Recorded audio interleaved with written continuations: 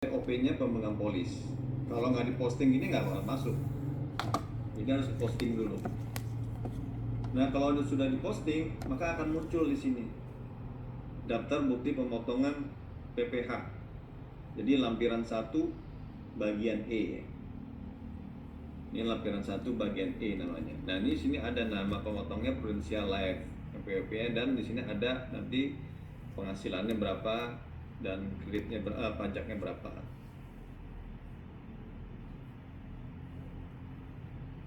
Lalu gimana untuk menginput penghasilan yang dari cashback tadi?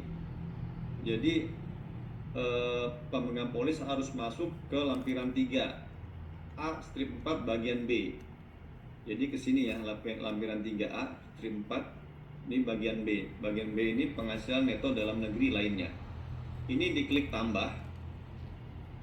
Klik tambah akan muncul pilihan seperti ini. Jadi jenis penghasilannya kita isi penghasilan dalam negeri lainnya. Jadi pemegang polis ini harus mengisi jenis penghasilannya adalah penghasilan dalam negeri lainnya, dan masukkan nilainya, jumlahnya berapa, misalkan 1 juta misalkan, atau 500.000 atau berapa gitu ya. Jadi dimasukin, klik simpan.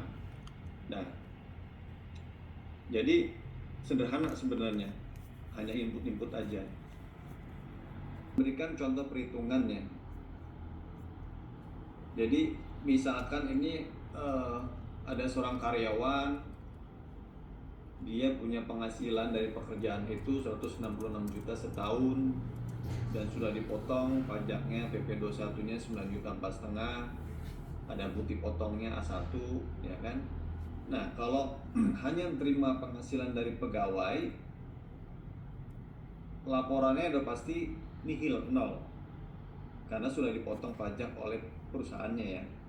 Jadi pajaknya terutang 9 juta 4,5, ada bukti potongnya juga 9 juta 4,5, maka tidak ada pajak yang kurang ya, jadi nihil. Lalu gimana kalau misalkan si pegawai ini dia pemegang polis dan dapat cashback selama tahun 2025 ini, dapat cashback katakanlah 1.800.000. Nah, cashback ini sudah dipotong oleh PT Prudential ya, dipotong 21, karena dia ini hanya dapat 1.800.000, maka dipotongnya 5%. Tapi dalam mekanisme pemotongan cashback ini dikali 50% dulu ya, 1.800.000 dikali 50%, baru dikali 5%. Sudah dipotong dan dapat bukti potongnya. Ya, kita katakan ada simulasi penghasilan sebagai karyawan ini 166 juta, penghasilan dari cashback selama tahun 2025 ini 1.800.000, total penghasilannya selama setahun 167.800.000 ya. Penghasilan tidak kena pajaknya, dia tetap punya anak 1, 63 juta ya, seperti perhitungan contoh 1. Penghasilan kena pajaknya berubah nih jadi 104.800.000. Tadinya yang contoh 1 ini kan penghasilan pajaknya 103, karena nggak dapat cashback ya, nggak dapat cashback, jadi cuma 103. Karena dapat cashback, ada tambahan penghasilan 1.800.000, maka penghasilan karena pajaknya jadi 104.800.000. Nah, pajaknya juga ini perhitungan di SPT orang pribadinya ya. Jadi pada saat bikin SPT dia hitung ulang dari penghasilan cashbacknya, maka pajaknya jadi 9.720.000. Kalau tadi kan dari PT ABC aja dia nggak punya cashback, hanya 9 juta 4,5 ya. Tapi karena ada cashback, jadi nambah ini pajaknya, ya kan? Nah, pajaknya nambah. Nah, pada saat PT Prudential ini bayar cashback, itu kan motong ya, motong 5%, tadi dikali 50% dipotong 45.000.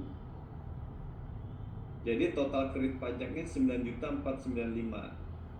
Karena pajaknya yang terutang itu 9.720 dikurangin dengan 9.495, ini masih ada kurang bayar 225 di SPTOP-nya pemegang polis. Nah, ini harus dibayar sebelum lapor SPT. Kalau di konteks itu bayar udah langsung otomatis dia lapor. Jadi nggak bisa langsung lapor dulu, harus bayar dulu kalau di Cortex ya. Nah, kenapa sih beda gitu kan? Kalau saya sebagai pegawai aja nggak punya cashback, dan kalau saya punya cashback gitu kan. Bedanya ini karena perbedaan tarif. Jadi pada saat pada saat dilakukan pemotongan oleh prudensial, tarifnya tuh 5%. Jadi cashback 1.800 dikali dulu 50%. Ini mekanismenya seperti ini perhitungannya ya.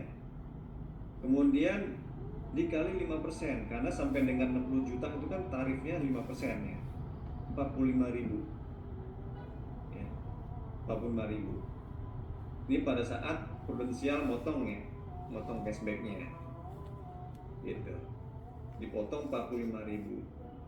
Nah, begitu mau bikin SPTOP dihitung ulang sama pengelola polis, penghasilan dari cashbacknya 1.800.000, DPP-nya nggak 50%, tetap 1.800.000. Tapi tarifnya 15%. Kenapa 15%? Karena udah masuk sini layer yang ini nih. Layer terakhir 15%.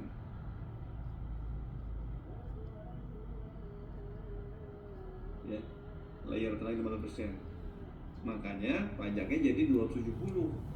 Sedangkan dipotongnya hanya 45.000 oleh Prudent, sehingga masih kurang 225. Inilah yang harus dibayar oleh pemegang polis pada saat lapor SPTOP. Nah itu mungkin banyak pertanyaan, kenapa ya saya kurang bayar, kan udah dipotong oleh Prudent. Ternyata Prudent motongnya hanya 5%, di SPTOP motongnya 15%. Jadi perbedaan tarif yang menyebabkan kurang bayar 225.000 ya.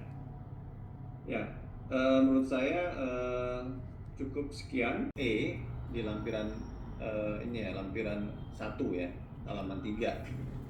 Dan harus mengisi juga di bagian D, penghasilan neto dalam negeri dari pekerjaan.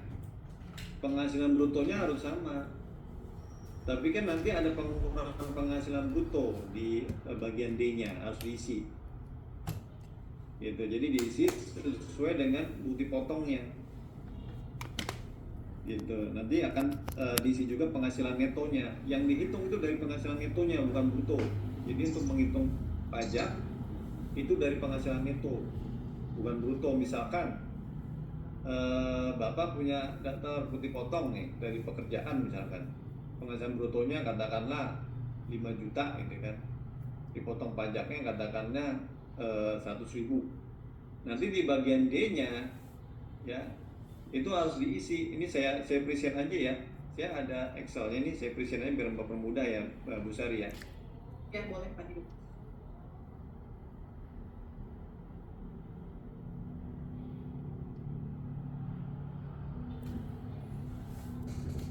Sudah muncul ya.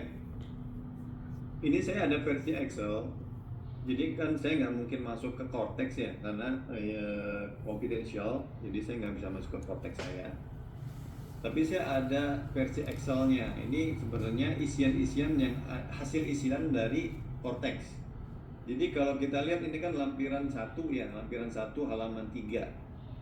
Di sini ada harta, ada utang, ada daftar anggota keluarga, ada penghasilan neto dari pekerjaan, ada daftar bukti potong. Nah, ini di bagian E akan muncul nih. Kalau kita udah posting SPT-nya, ini akan muncul semua di sini, penghasilan bruto dan PPh-nya. Itu akan muncul. Nah, di sini juga harus diisi nama pemberi kerjanya, nomor identitas, penghasilan brutonya harus sama nih dengan yang di kolom di bagian E. Tapi di bukti potong itu kan ada pengurang penghasilan bruto. Kalau sebagai pegawai itu kan ada di A1-nya, dimasukin pengurang penghasilan brutonya di sini berapa. Nah, netonya dimasukin. Nah, neto ini yang sebagai dasar untuk menghitung pajak, bukan bruto. Kalau bruto udah pasti nanti kurang bayar, Pak. Kalau pekerjaan ya, kalau dia pemberi kerja ya, kalau dia pegawai ya. Tapi kalau dari neto udah pasti nihil, kecuali kalau dia ada penghasilan lain kayak cashback ya, yang tadi saya jelaskan, pasti kurang bayar. Tapi tetap dasarnya adalah penghasilan neto. Lalu gimana untuk yang dari cashback? Yang sebagai dasar itu apa? Bruto dan neto itu sama Pak, nggak ada pengurang penghasilan bruto. Jadi kalau terima cashback tadi 1.800.000, nanti di sini ditulis 1 juta, akan muncul 1.800.000 juga. Sorry, ini 1.800.000. Nah, di sini juga 1.800.000. Di sini sama juga, Pak. Kalau untuk cashback begitu, nggak ada pengurangan penghasilan brutonya. Jadi penghasilan bruto dianggap penghasilan neto juga kalau cashback ya. Tapi kalau dia dari gaji sebagai pegawai, ini akan ada nih pengurangan penghasilan brutonya. Katakanlah berapa dari biaya jabatan, bla bla, asuransi misalkan. Katakanlah di sini 500.000 misalkan. Ya maka penghasilan netonya ini 1,8 dikurangi 1,3 kalau dari pekerjaan ya. Gitu. Semoga ini bisa dipahami ya.